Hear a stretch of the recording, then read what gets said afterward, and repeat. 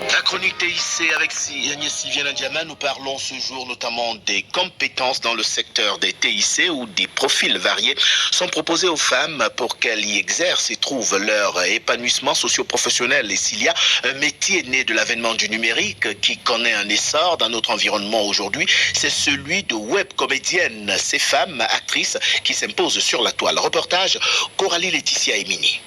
Silence, moteur, ça tourne.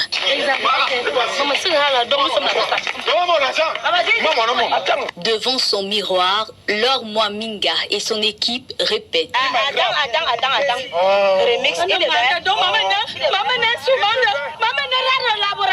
Avec près de 415 000 abonnés sur sa page officielle Facebook et 3,3 millions de mentions j'aime sur son compte TikTok, la jeune femme, en seulement 2 ans, s'est imposée dans le domaine de la web comédie au Cameroun. J'aime ce que je fais. Je ne me suis pas imposée parce que je voulais trop être star, non. Je me suis imposée parce que je donne encore plus de l'amour dans ce que je fais. Croire en soi et se donner à fond. Se faire une place dans le métier, un objectif pour Miss Ngacho. Elle fait ses premiers pas dans la profession.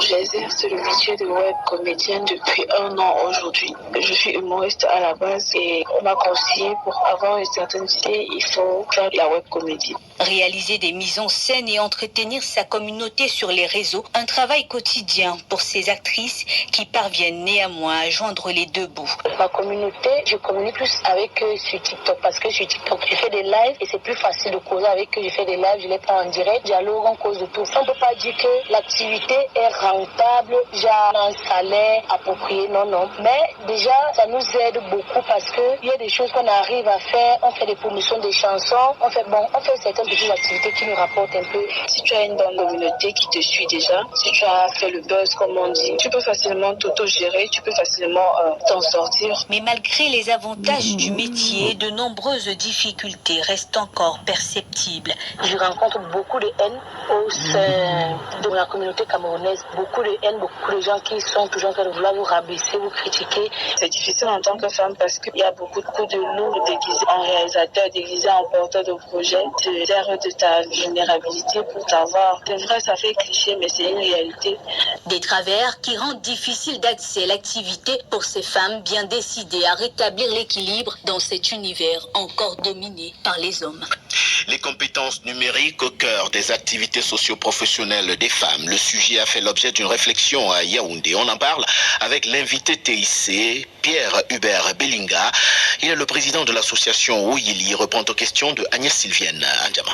Pierre Hubert Bellinga, bonjour. Bonjour. Vous êtes le président de l'association Oyili qui était aux côtés des femmes durant cette semaine de promotion du potentiel féminin dans le cadre de la Journée internationale de la femme qui se célèbre aujourd'hui.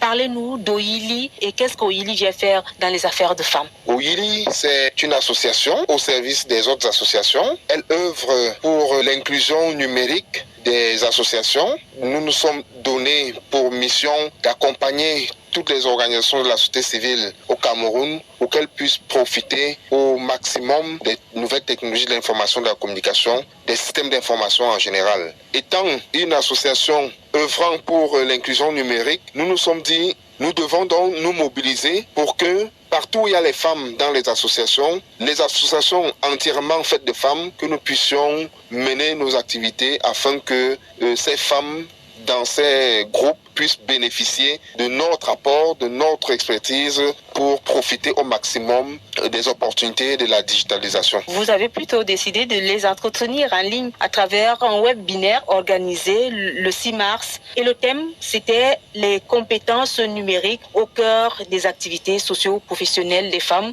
Quand on parle des compétences numériques au cœur de l'activité socio-professionnelle des femmes aujourd'hui, vous vouliez évoquer quoi comme sujet? Nous voulions évoquer la question des compétences. Nous partons toujours du thème. Nous avons donc choisi d'aborder ce grand thème sous l'angle des compétences. Nous nous sommes dit, si un monde existe, alors pour pouvoir naviguer dans ce monde digital, il faut pouvoir avoir des habiletés pour pouvoir être à l'aise et se retrouver dans ce monde. En nous disant, plus les femmes auront des compétences, plus elles seront à l'aise dans le monde digital, plus donc l'inclusion va pouvoir se faire. Alors, qu'est-ce que vous leur avez dit en rapport avec les compétences qui peuvent les intéresser à s'insérer véritablement dans ce monde-là? Quelles sont les possibilités qu'elles ont aujourd'hui? Les compétences qu'on souhaite avoir auprès d'elles, en fait auprès de tous citoyens et particulièrement les femmes en cette période aussi,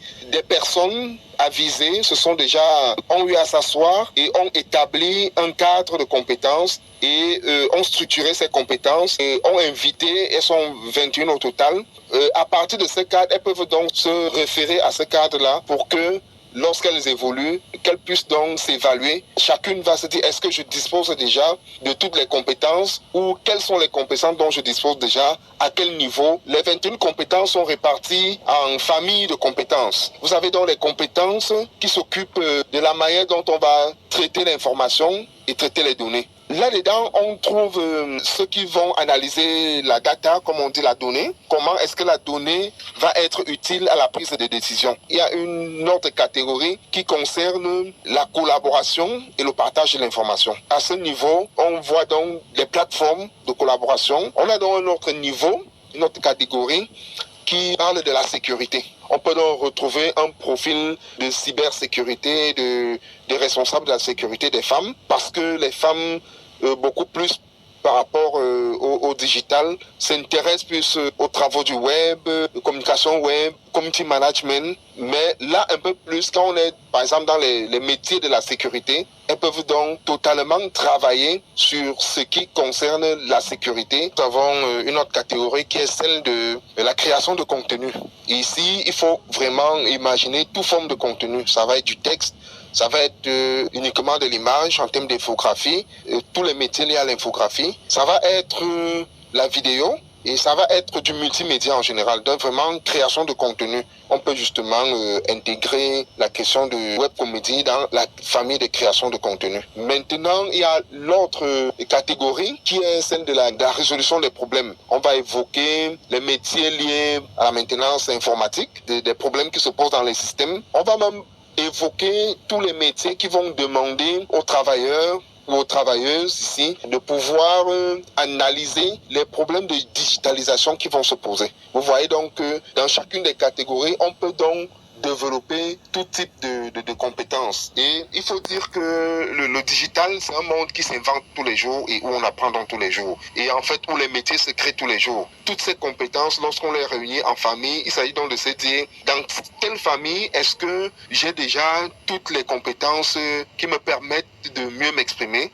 Et nous, ce que nous faisons, c'est de sensibiliser les femmes, de s'intéresser à ces compétences et de leur dire, essayez au jour le jour. Il n'est pas dit d'avoir toutes ces compétences d'un trait et en un jour, mais de les travailler au fil du temps. Vous pensez qu'elles s'intéressent vraiment à ça? On va leur parler. Est-ce qu'on parlera à une communauté, à une cible avertie? Est-ce que c'est une priorité? Aujourd'hui, c'est pas une cible avertie, c'est pas une priorité pour elles, mais on trouve des femmes qui s'intéressent de plus en plus. Et avec ce que nous pouvons faire, mettre en place, qui est déjà en place, nous avons par exemple le ministère des Postes et Télécommunications qui organise des concours uniquement dédiés aux femmes. Voilà des exemples concrets qui permettent aux femmes de se mobiliser, de s'intéresser et de donner l'accès au type de métiers qui existent.